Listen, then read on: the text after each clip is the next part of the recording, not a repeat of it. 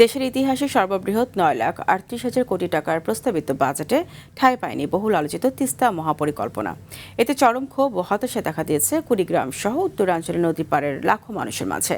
তবে সরকারের দুই মন্ত্রী আশ্বস্ত করে বলেছেন, নিজস্ব অর্থায়নে হলেও দ্রুতই শুরু হবে এই মহাপরিকল্পনার কাজ। কুড়িগ্রাম দক্ষিণ প্রতিনিধি আসাদুজ্জামান আসাদের তথ্যচিত্রে জানাচ্ছেন লিওন আজাদ।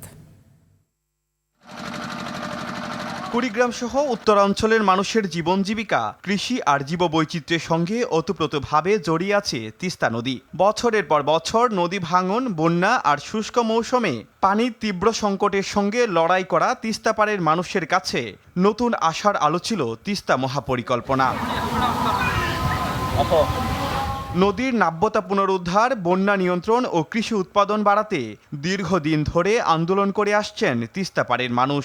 গত বছরের ফেব্রুয়ারিতে নদীর দুই তীরের 5 জেলার 11টি স্থানে একযোগে অবস্থান কর্মসূচিও পালন করেছিল লাখো মানুষ। কিন্তু এবারের বাজেটে এর কোনো দৃশ্যমান অগ্রগতি না থাকায় ক্ষুব্ধ স্থানীয়রা। নদী ভাঙা প্রতিরোধ করার জন্য সেটা ইমার্জেন্সি ভাবে জিও ব্যাগ ফেলা হয়, কিন্তু নদী যখন ড্রেজিং করা হলে তখন তো আর বস্তা টস্তা কিছু লাগে না। আমরা খুবই আশাবাদী ছিলাম। এখন দেখতে লাগছি যে আমাদের নতুন সরকার এটা নিয়ে তাদের কোনো আলাপ আলোচনা যে একটা বাজেট করবে তাও কোনো নাই। নতুন সরকারের কাছে আবেদন যে আমার তিস্তা সম্বন্ধে বাজেটটা পরিকল্পনাটা হোক। তবে বাজেট বরাদ্দ না থাকলেও আশার বাণী শুনিয়েছেন সরকারের দুই মন্ত্রী। প্রধানমন্ত্রী বলেছেন, আমি এবার তিস্তা শেষ করব, আমি এবার তিস্তা মহাপরিকল্পনা বাস্তবায়ন করব।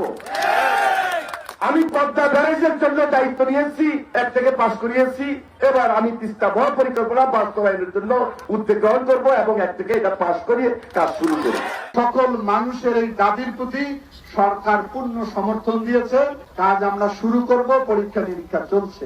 মন্ত্রীর এই আশ্বাসের দ্রুত প্রতিফলন দেখতে চান তিস্তা পাড়ের মানুষ। তাদের প্রত্যাশা শুধু কাগজে কলমে কিংবা বক্তৃতায় নয়, দ্রুত দৃশ্যমান হতে হবে তিস্তা মহাপরিকল্পনার মূল কাজ। লিওন আজাদ, RTV।